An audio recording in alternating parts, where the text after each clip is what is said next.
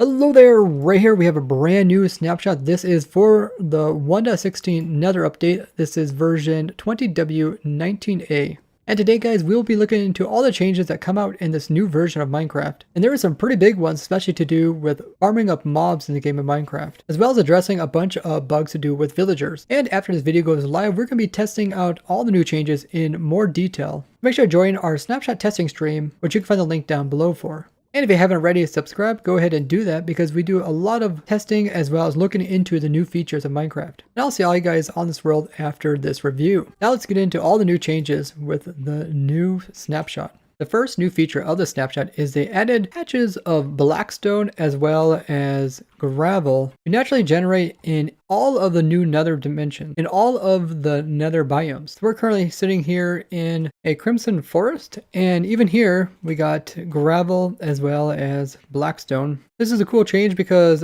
blackstone is kind of like cobblestone. By having it kind of in every biome, you're able to make most stone tools with it. Now we did notice that some tools are not in the recipe when you're using blackstone instead of cobblestone, stuff like pistons, brewing stands, and there's some other ones. So maybe they'll make it more consistent. So like everything you can use cobblestone for, you can also use blackstone for.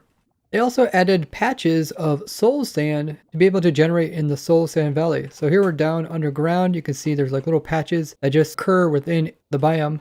A little bit different than the ones that you see kind of like blanketing the top of the biome, which are usually only so thick and then there's netherrack underneath them. This kind of gives a little more variety when you're mining. So let's say you're going after some of the new netherite ancient debris and you're mining down through the ground. You run across other stuff like blackstone, soul sand, and gravel, and not just consistent netherrack. They also added a new statistic to do with strider. So if you ride a strider, and as you're moving, you're actually increasing the statistic, and it is distance by strider. If we go down here, you can see distance by strider. Very similar to like the distance by pig or like horse. And striders do move pretty good. I've seen people that had trouble kind of getting them to be able to do this running. All in all, a pretty good transportation for moving throughout the nether. They also made a change to villagers. They can now spawn in iron golems regardless of their professional status or latest working time. If you guys remember the iron farms, they did need to have villagers that have worked recently or villagers that have slept recently in order to spawn an iron golem. This was causing problems for natural villages like this. Villagers weren't fulfilling these requirements, and therefore the iron golem wasn't doing a very good job at summoning in and protecting them. One of the devs tweeted out that he was also working on trying to get the iron golem to kind of move around better throughout the village to protect the villagers better. This probably won't break iron farms, but it may allow us to revamp them. That'll be something we'll be testing during a snapshot testing stream. They also made a tweak to mob spawning. They said it's now going to try to more closely adhere to mob caps. So in the past, you were able to make super large areas of spawning. So maybe like an ocean that was quite large. Instead of just getting the mob cap of water mobs, which is around 6, which is pretty low. Because there was so much spawning, the game would end up actually overfilling the mob cap. So now we probably won't see as good of mob spawns because the game's probably going to be checking the mob cap every so often. So making a farm really big probably won't make as much sense now. Because as soon as the game will reach the number of mobs to fill the cap, it's not going to go overboard like it used to. They also made a change to fish spawning. Now they have their own mob cap as well as mob category. So before they were under the water mobs, just like squid. This made it kind of difficult to balance them out with other mobs because there's other stuff here like dolphins and squids. And sometimes like the tropical fish, it could be just be tons of them compared to other mobs. So by having their own mob cap, it should make it easier just to farm like squids without getting tons of fish in them. This will also allow us to kind of revamp our fish farms. They also made a change to the bastions. These are bastion remnants. They are now a bit less common in worlds. That just means you have to kind of search farther and harder in order to find these guys. They do offer a lot of good loot and some unique items which are only found in the chests that come with these guys. Made a change to how you can obtain some of the nether vegetation, that being the nether sprouts, which are these little guys right here, can now only be obtained by using shears on them. So if we go into survival and we break these, you see if we get an item. If we don't use shears and we break them, nothing occurs. This means we're going to have to change our shifting floor design because the shifting floor essentially like moves this block, which makes, I don't think it's going to pop off. You can see now if the block is removed, no item is given. We're going to have to make a new farm where we use shears to collect these guys. But my normal automatic nether plant farm will work great for obtaining all the rest. I also made a change to weeping vines as well as twisting vines. Now they won't grow as far per bone mill. So that one only grew 2, grew about 3. So now it's a lot less. Before you could like bone meal at one time and it jumped like 7 blocks tall. So here you can see we're about between 1 and 4 blocks each time. So it's not as extreme. You can still code to the bottom and bone meal any of the lower pieces to make the top grow, which is kind of a cool feature. We're just going to take more bone meal now. They also fixed a lot of bugs in this version. You can tell that they're getting close to doing the pre-releases for 1.16. They fixed a bug to do with shield statistics not working. They also made a change so that elytra and levitation will now work together. You can see the person is kind of put out of the elytra mode and now it starts to just float upwards. They also fixed it so that the clocks inside of the clocks as well as compasses inside of crafting tables will no longer illustrate information unless you actually have the materials to craft one up. So notice how this one's animated and this one's not. People were using this in order to get that information without actually having the materials to craft it. But you can still get information from the clock without actually crafting one up. And this compass up in the top left also doesn't turn. And these next bugs are bugs that all have been reported somewhat recent. They also fixed it so villagers will no longer try to sleep in occupied beds. And they fixed the problem to do with villagers popping out of their bed when they're supposed to be sleeping. As well as the problem to do with villagers taking beds of another villager, causing the previous villager who owned the bed not to look for a new bed. They also fixed the problem where iron golems were non-stop spawning. They also changed the distance in which villagers can find their point of interest, like their bed or their workstation. This way they're actually doing their working and other stuff so they can move around naturally. They also fix the problem that villagers that generate with structures have a lot lower following range than villagers that are spawned in otherwise. They also fix the problem that there would be a villager that would spawn near the meeting point would constantly be frozen here and the chunk was freshly generated. They also changed it so piglins as well as hoglins will now get zombified even if they're in the end dimension. So you can see that guy converted over. And this guy will also convert over. So now they're only good for the nether dimension. This is something I showed in the past where you could sneak them over here into the end dimension, actually make them keep this form. I made a change to the nether vegetation, so now it won't be completely centered. The actual plant looks like it's a little bit off center, similar to grass. You can see this one here is kind of hanging over the edge of this block. You can see this one's hanging over and they're actually meeting in the middle and touching each other. This is just visual. The actual box is over here. This just gives it a less uniform look when you have a whole bunch of these in a row.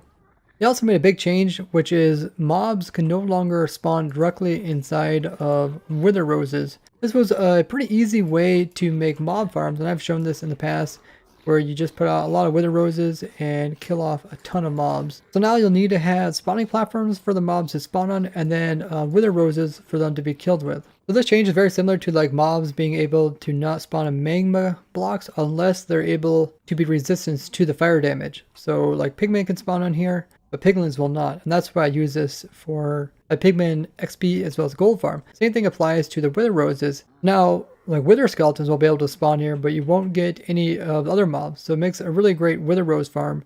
And we should be able to update our wither rose farm and now should produce more skulls per hour. Our friend Red Command reported a pretty major bug to do with performance, which is hard rails are getting updated, produce a lot more checks in the newer versions than they did in the past. Every time they're being powered, they're checking the block below them and seeing if it's able to support the rail. This was causing them to be 3 to 4 times more leggier than they were like in 1.12. This is great because power rails are often used as kind of way to send signals a decent distance without using redstone dust, which actually does more checks. If you have tons of redstone, it can also cause a lot of problems, especially if you're running many things on a server.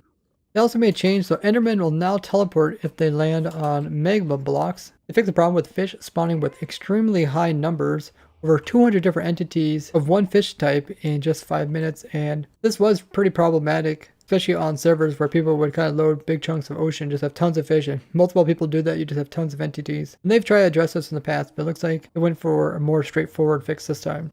They fixed some inconsistencies with the blackstone blocks and the textures underneath them. They fixed the problem that this little word here, inventory, was missing when opening up a blacksmith table. They now fixed it so that piglins will now take enchanted crossbows over just normal crossbows that they have, if they're able to pick up items. They fixed it so dispensers will now play the correct audio cue when placing in glowstone into a respawn anchor. It's the sound that the dispenser actually worked. There was a problem when people were updating the worlds from version 20W16 to 20W17 you notice that the Enderman spawns would drastically drop in the end dimension. And they have addressed that. They made it so both the Crimson door as well as the Warped door now have hinges. You can see them right here. Makes it look a little bit different, but that way you can actually tell which side is going to stay and which side is going to rotate. In the last snapshot, fishing altogether wasn't working, where you fish up like fish or other items from water. And one of the 240p members, Landfork, actually mentions this to me, and they fixed it in this snapshot. So hopefully he'll see those results. They said they finally fixed the problem to do with shields not glittering, as well as tridents and elytras. Let's see if we can notice anything. Okay, I mean like the little arm piece which you're holding glitters, but does anything else glitter? I don't know. I feel like that's a really poor glitter on the shield. Like, you can't even tell like this was enchanted until you put your mouse over top of it. Let's go ahead and drop it on the ground. Yeah, it just seems like that little piece glitters. It's kind of strange. Also, the shield still, when it rotates on the ground, it still kind of rotates around one corner, which is kind of strange. Or most stuff rotates around the center. You put different landmarks onto maps just by right-clicking your map up against them. And they now made it so that these labels will now render properly.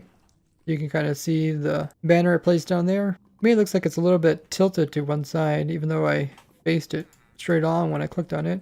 Huh, yeah, I know. Every time you click it, it rotates a different direction. Maybe that's not quite fixed. They fixed a problem to do with redstone dust not visually connecting from this piece to that piece when going over top of soul sand.